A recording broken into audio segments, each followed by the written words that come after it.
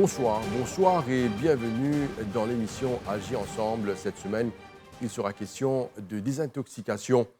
Cela cadre avec la journée internationale contre l'abus de drogue. Notre invitée, c'est Virginie Lippenhock, qui est responsable du Daycare au Centre de Solidarité. Virginie, bonsoir. Bonsoir. Bonsoir et merci d'avoir accepté l'invitation de l'émission Agir ensemble. Aujourd'hui, nous vous gagnons l'occasion cause sur l'activité du Centre de Solidarité. Nous connaissons que vous avez un gros travail et aujourd'hui, nous avons envie d'inviter pour présenter à tout le monde qui travaille, qui vous fait, nous cause certainement contre les gens ou appelle les bénéficiaires, les personnes qui drug abuse, qui consomment la drogue. Alors, Virginie, nous comptons qu'il nous gagne aujourd'hui un jeune travailleur social. Raconte-nous comment commencer dans le milieu. Alors, dans le milieu social, on a débuté par la pauvreté dans Caritas et puis qui m'a basculé vers le Centre de Solidarité, déjà 4 ans. Et c'est un travail, c'est un métier tellement enrichissant. Nous apprenons beaucoup avec nos bénéficiaires. Et nous aussi, le cadeau qu'ils sont capables de faire nous, c'est qu'on nous trouve épanouis. Et grâce à cette valeur qu'ils ont déjà énorme, mais qu'ils ont perdu face à une substance, et quand nous trouvons regagner sa motivation, sa self-esteem qui est vraiment high, et vraiment nous extra happy. Nous connaissons qu'ils nous achieve something et qui nous vraiment aide, non pas seulement les bénéficiaires, mais les autres familles aussi. Virginie, nous connaissons que le problème de drogue peut faire beaucoup de dégâts, que ce soit dans le monde entier, également à Maurice. Le problème est là. Alors, la question qui m'a envie d'émaner aujourd'hui, une question très pratique, simple et directe. Qui fait un monde prendre la drogue? Alors, il y a pas mal de réponses pour ça. La personne qui commence par la substance, elle peut commencer peut-être par comment je dis dans notre jargon, c'est Nissa. C'est Nissa, ban jeune, comment dire, c'est un plaisir. Et aussi pour un groupe, un peer pressure, comment dire, l'autre pour dire, ben, essayez, pour ne pas perdre sa groupe-là, moi aussi, essayer.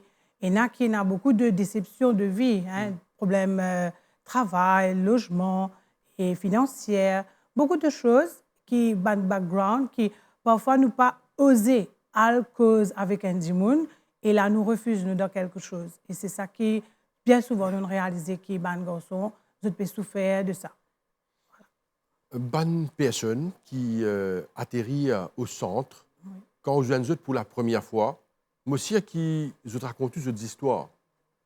Est-ce qu'il nous connaît qui se dit où, qui a un problème qui se tenant, qui fait par exemple, touche à la drogue, elle consomme la drogue. Librement, du monde connaît, qui a un zen connaît, qui a un parent connaît, les gens de la société comprennent, mais qui fait un dimoun elle touche la drogue pour la première fois?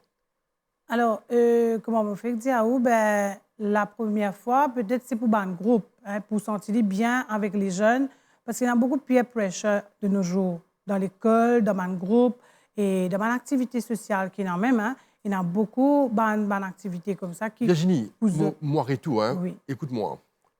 Il y a beaucoup de gens qui ne prennent pas la drogue aussi. Oui. Vous pensez, majorité de gens dans Maurice ne prennent pas la drogue. Et il y a un groupe de gens qui prend.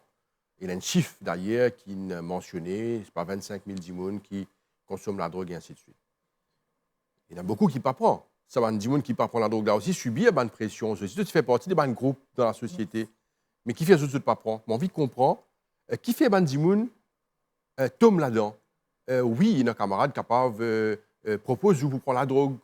Mais qui fait? Nous avons envie de comprendre sa subtilité-là. Qui fait? Il y a des prend, l'autre pas prend. Tout le monde subit la pression. Tout le monde est un camarade. Tout le monde dans la société.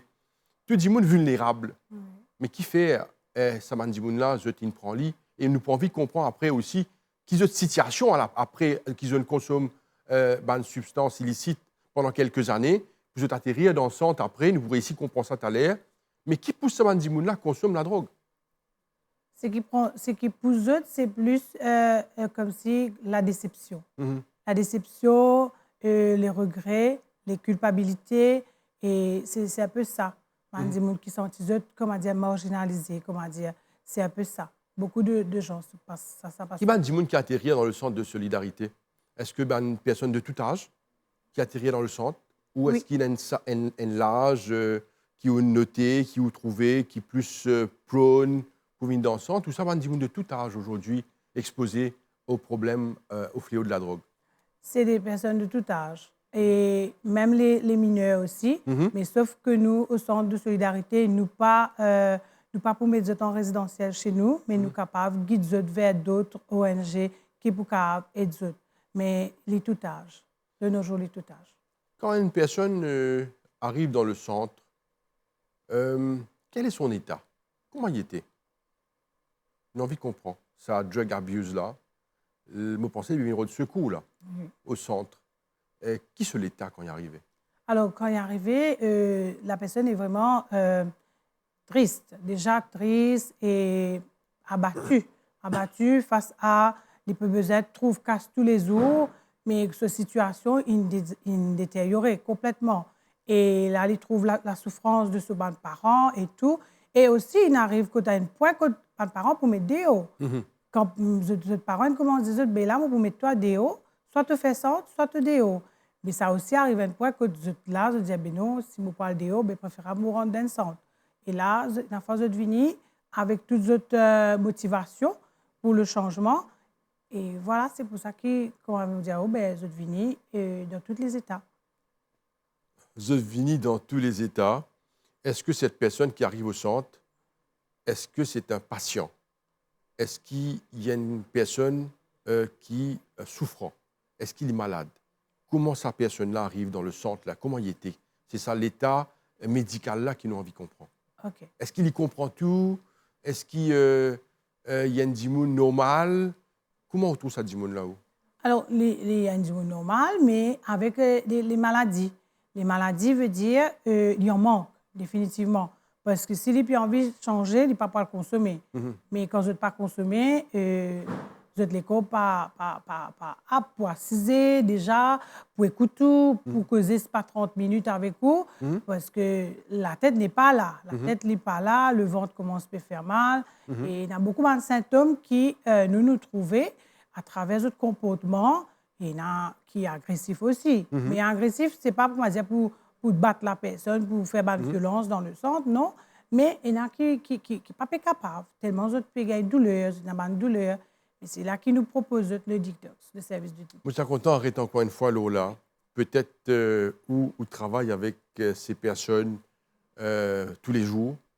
Les pratiques, vous trouvez une vie un peu au quotidien. Mais pour beaucoup de personnes, vous n'êtes pas habitués avec ce que vous pouvez raconter. Est-ce que vous pouvez donner un petit peu plus par rapport à ça, là, votre comportement, vous dites que vous faire mal, vous êtes malade? Comment, logiquement, vous avez besoin de soins, vous avez besoin de médecins, vous avez besoin de médicaments.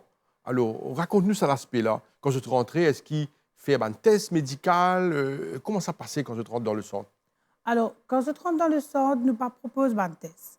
Mais ce que nous faisons, nous screening avec eux. Et là, nous avons chaque personne un cas différent. Un cas pas pareil. Chaque personne a un cas différent. Et le besoin aussi est différent. Et il y en a qui consomment pendant X temps. Alors, ça, ce qui consomment pendant X temps là, c'est des gens qui ont un besoin spécifique. Bien plus que ce qui... Explique-nous. X temps veut dire, allez, nous avons des gens qui consomment la drogue pendant 10 ans. Okay. Ils arrivent dans le centre. Qui se ont besoin? Alors, ce besoin, il a besoin pour un médicament. Il a besoin tout de suite passer avec le médecin. Quand il rentre dans le centre, par exemple, il en manque. Oui. Qui ce comportement-là? Il n'est pas bien, il n'est pas capable de s'assiser définitivement. Il n'est pas capable de s'assiser, comment dire, là, comment nous pouvons causer là. Il n'est pas possible. Oui. Du tout, il n'est pas possible. Il peut lever, il peut marcher, il peut à la toilette 2-3 fois, et il peut envie de boire de l'eau, il peut transpirer, il n'est pas pour bien. Il n'est pas pour bien. Ce n'est quand même pas pour répondre à, comment dire, une personne qui a envie de mettre un dialogue avec une autre. Il peut envie de fumer 2-3 reprises. Cigarette, là? Cigarette. Okay. La cigarette. Mais par contre, les dents sur la tête, il connaît les clairs, il peut venir un support pour arrêter ça. OK. Voilà. Ça, c'est une personne qui, par exemple, finit de consommer pendant plusieurs années. Plusieurs années. Et là, sa période de désintox, là, pour une personne comme ça, combien de temps il fait? Alors, peu importe qu'il consomme de 10 ans ou de 3 mois ou de 4 mois, la période qui nous donne, c'est 6 semaines de détox. Peut-être 6 semaines de médicaments qui sont prenants, 6 semaines de traitement. Et dépendant de la situation de la personne, c'est le médecin qui va juger combien de médicaments il peut donner. Exactement. S'il peut être 3 par jour ou il peut être 6 par jour, c'est le docteur qui peut juger à ce moment-là. Une question avant qu'il nous rentre plus dans l'aspect technique de sa désintox et qui se fait après. C'est vraiment une cause de rechute aussi en deuxième partie d'émission. Mais ces personnes qui arrivent chez vous, est-ce que vous êtes accompagné par votre bande proche, par votre parents, par votre époux, épouse, enfants? Qui c'est là qui amène vous dans le centre? Alors, c'est toute une famille. Ça veut dire qu'il y en a qui viennent avec votre papa, votre maman, ou soeur, frère, ou un cousin, cousine, ou un camarade qui est vraiment proche avec eux. Mais c'est tout un accompagnateur. Et ils ont besoin d'un accompagnateur. Alors là, nous pour rentrer dans notre phase, nous avons envie de comprendre comment ça se passe au centre de solidarité. Le nombre d'employés, parce que c'est un gros travail qu'ils ont de faire. Combien de personnes qui visitent le centre? Combien de personnes qui résident dans le centre? Est-ce que vous pouvez donner plus de détails là-dessus? Alors, nous avons une quinzaine d'employés. Nous avons 3 départements. Nous avons le service famille qui prend le premier contact. Nous avons le daycare, c'est moi la responsable. Et puis, nous avons la communauté. Ça, c'est ma première étape qu'ils ont fait. Mais quand je termine à la réinsertion. Nous trouvons que quand on parle de centre de solidarité, il y a beaucoup de personnes aussi qui, aujourd'hui, envient probablement sortir dans l'enfer de la drogue, envie de faire désintoxiquer. Quelle est la procédure pour avoir accès au centre de solidarité? N'importe qui peut venir? N'importe qui peut venir. Oui. Oui. Et il ne fait que nous appeler. Et je vais vous laisser le numéro de contact. Et ils peuvent appeler ou ils peuvent venir directement au centre les lundis et mercredis et vendredis aussi. On peut les recevoir. Et normalement, on leur dit de venir les lundis et les mercredis afin qu'ils puissent avoir le médecin pour les aider. Mais non, dépendant de la quantité déjà qui sont sur le détox à ce moment-là, le médecin va juger bon si on peut les recevoir pour passer directement ou ils vont passer une semaine après. Oui. Et ils peuvent venir n'importe quel jour. Nous, on est ouvert n'importe quel jour. Le lundi à vendredi, on est là. Et de 8h30 à 4h. Est-ce que vous avez une longue liste? Normalement, on a une liste de personnes, mais pas vraiment une longue liste. Parce que dernièrement, il y avait un souci avec les médicaments eux, ils trouvent que ce n'était pas assez correct pour eux, les garçons qui viennent chez nous. Mais sinon, on reprend. Petit à petit, après la phase de Covid aussi, ça a diminué un petit peu les chiffres, mais là, on reprend graduellement. De retour sur le plateau de l'émission Agir ensemble, notre invitée, c'est Virginie Lippenhock, qui est la responsable du daycare au centre de solidarité. Virginie, alors, nous avons envie de comprendre un peu mieux là, en deuxième partie, différents exercices qu'ils ont faire dans différents départements pour remettre quelqu'un, nous appelons un drug abuse sur pied, un consommateur de drogue ou appelé un bénéficiaire, remettre-le sur pied, remettre-le sur les rails. Nous avons envie avant tout connaître est-ce qu'il y a une success story, un qui rentre dans le centre et qui vient sortir dans le centre de solidarité et qui parlerait tous la drogue en cours. Ça y est, non? Existait ça? Oui, il existait. Dernièrement, le 30 mai, nous tenons à 4 graduation. Veut dire quand vous avez fini de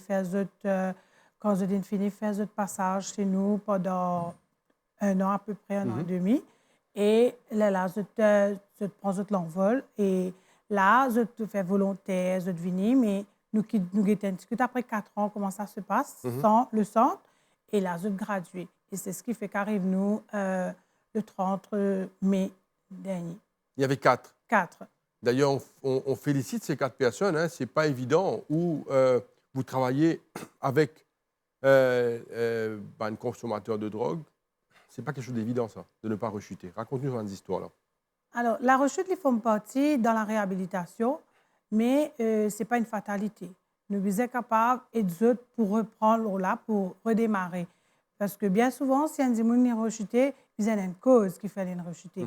Mais c'est là qu'il nous peut vers la cause. Nous pas pour reprendre l'histoire du début, mais nous pour prendre l'histoire de là, quand il est rechuté, pour nous carver de pour handle. Voilà. Alors là, nous rentrons dans sa processus au centre de solidarité. Nous reprenons, ça dit un démon qui rentre dans le centre. Quelle est la première étape pour qu'il y passe dans sa cure qu'il a fait, dans sa guérison qu'il y peut entamer? Alors, la personne rentre au centre, ce premier jour, il fait un premier contact avec un staff dans le département service famille. Et là, quand il fait ce premier contact et nous prenons tout ce banc de coordonnées et tout, avec son accompagnateur, nous dirigeons vers le médecin pour le détox, le service du détox. Alors, le service du détox, ça se passe 6 lundis consécutifs, ou bien si la personne prend le private médecin, ça passe 6 mercredis consécutifs. Et après les 6 semaines qu'il a fait le détox, il passe dans l'orientation, dans le département chez moi, dans l'orientation. Et là, cette période-là, on le fait pendant 7 semaines. Ça veut dire 7 semaines, les lundis à vendredi. Il vient au centre à 8h30 avec son accompagnateur qui le dépose et qui vient le récupérer à 4h pendant 7 semaines. Si l'accompagnateur a des difficultés, on offre aussi un service en résidentiel. Ça veut dire la personne vient 2 semaines seulement pour le daycare et puis 2 autres semaines qui restent, et il reste chez nous en résidentiel dans l'orientation même. Et puis par la suite, il passera dans un autre département. Alors, pour commencer, je vais expliquer un petit peu par rapport à l'orientation. C'est quoi? L'orientation, c'est redonner la personne un petit peu sa goût, vivre sans substance. Comment dire? Comment se détacher de sa substance-là. Déjà, une fois qu'ils ont le détox, mais ils commencent, ils continuent de consommer en bas. Mais là, nous reprenons. Nous aides pour reprendre. Mais tu peux faire une détox. Mais là, comment tu peux dire pour changer, mais en même temps, tu peux continuer à consommer. Mais là, nous regrettons un petit goût qui peut amener ça, sa difficulté pour détacher là. Et là, nous pouvons aider pendant une durée de 7 semaines ou 4 semaines. Comment nous dire, au centre, tout le monde n'est pas pareil. Tout le monde, notre motivation pas pareil. C'est-à-dire qu'il prend plus de temps pour comprendre. C'est-à-dire qu'il comprend tout de suite. Il paraît comme à l'école. Les enfants sont différents et aussi quand nous sommes pareil, ils passent pareil. Parce qu'il est un peu difficile pour un proche, un grand du monde, à l'âge de, c'est pas 24 ans, 50 ans, ils accompagnent. C'est à la maternelle qu'ils nous trouvent ça. C'est un peu difficile pour un monde d'accepter ça. Alors, il faut appeler le temps pour l'acceptation d'être accompagné dans sa phase-là. Mais quand la personne commence à comprendre le pourquoi de l'accompagnement, et là, ils pourront appuyer les pieds dans le programme. Et là, vous trouvez pour un changement physique, ils commencent à raser, ils commencent à se mettre piercing, ils commencent à couper ce CV, ils commencent à prendre un soin, ils commencent à gagner goût à la vie. C'est là, dans sa phase d'orientation, qu'il nous fait ça. Et là, nous écoutons. C'est une phase où on a plus d'écoute. Nous faisons un counseling avec lui, nous écoutons. Et nous faisons une activité, nous sortir. Ce n'est pas une prison, mais c'est une façon qui nous fait nous autres rebuild confidence avec nous mêmes. C'est un gros travail, on peut expliquer avec facilité. Mais n'empêche que ce processus-là, ces procédures-là, ça prend du temps. Oui. Ce n'est pas une affaire qui du jour au lendemain, là. C'est beaucoup de patience. Voilà. Si vous avez à faire de la prévention, qui vous dit Bandimoun sur certainement cet aspect de consommer de la drogue? Alors, si moi, je pour dire tout problème a une solution. Parfois, Bandimoun a envie de casser derrière l'alcool ou la drogue pour sortir de bonne situation. Il n'empêche que quand nous pourrions lever des grammatères, quand nous sortir de nous, ça, comme on nous dit en parenthèse, le problème là, il est là, et pour nous doubler, parce qu'il y a d'autres soucis qui peuvent venir accompagner. Et moi, j'ai envie de dire, faites confiance. Vous êtes dans Valère, et votre Valère capable d'amener très loin. Parce que beaucoup nous trouvent dans nos centres qui ont une capacité extraordinaire, qui sont délaissés. Mais quand nous faisons faire la cuisine, faire le jardinage, il y en a qui vraiment une sortie là-dedans gagnant. Alors, faites confiance. Tout problème a une solution. Donc, parce qu'il nous parle de la scène, nous mettons dans nous les pieds Qu'il est invisible, nous ne pas trouver si un dimanche peut marcher, si y a ce souci-là, s'il n'est pas dit à nous. Mais nous là, le santé là pour être autres. Je suis content de gagner un petit peu plus de détails sur le profil des consommateurs de drogue. Est-ce qu'il y a des gens, par exemple, qui ont ce travail, ce famille, d'ici bien, et puis ils tombent dans l'enfer de la drogue? Est-ce que ça existe aussi? Parce qu'ils ont tendance à croire des fois qu'il y a des gens qui, par exemple, qui paient un travail, qui tombent dans la drogue. Alors, comment me dire, le fléau de la drogue, il touche partout. Nous avons dit 10 kilos au chemin, c'est qu'il nous trouvait avec nos lisiers. Mais il cave à côté de nous dans nos propres travail, dans n'importe quelle place il était. Et la drogue, il touche partout. Mais c'est juste que, comment dire, nous faisons qu'à cause lui. Nous ne faisons pas faire un tabou, parce que nous ne pas contaminer avec lui. C'est juste que nous faisons qu'à cause lui. Et là, il y a des gens qui peuvent être pour sortir là-dedans. Est-ce que vous avez un message pour les jeunes? Parce que depuis le début de l'émission, comme on me pose une question, ou dire moi qui y a un peer pressure, des jeunes qui ont envie de faire partie d'un groupe, probablement. Quel message vous avez pour les jeunes, là, à l'aspect là? Alors, moi, me dire, les jeunes, ce n'est pas un groupe-là qui peut amener toi que tu aurais évité. Le groupe-là, ils disent c'est un point de l'état. Ils disent pendant que tu l'âge l'adolescent. Et puis, chacun peut faire sur la vie, chacun se sait. Mais à cause qu'ils m'ont envie dans ce groupe-là, pas forcément qu'ils m'ont pour être heureux à l'avenir. Mais dans mon rêve, chacun a son rêve, chaque jeune a son rêve. Alors, visionne ce bon rêve, trouve une solution, comment vous êtes capable achieve the goal dans place qu'ils ont le road derrière camarade parce que chaque camarade là camarade est beau mais chaque camarade chacun peut prendre son envol un jour l'autre chacun a son rêve différemment. Là nous revenons le bonne activité au centre de solidarité bonne personne qui reste là-bas bonne résident quelle activité de faire sur place. C'est ça, nous sommes dans la phase résidentielle. Juste après l'orientation, nous sommes dans la phase résidentielle qui se trouve à Solitude. Ce département-là nous fait ça, comment dire, une période de 6 mois. Alors, une personne qui est là-bas, c'est juste pour réapprendre, rééduquer. Rééduquer, comment gagner une roupie, pas de pense chemin. Rééduquer les valeurs qui sont déjà là, mais qui sont ici enfouies parce qu'il y a des circonstances dans la vie. Et c'est ce que je vais apprendre là-bas.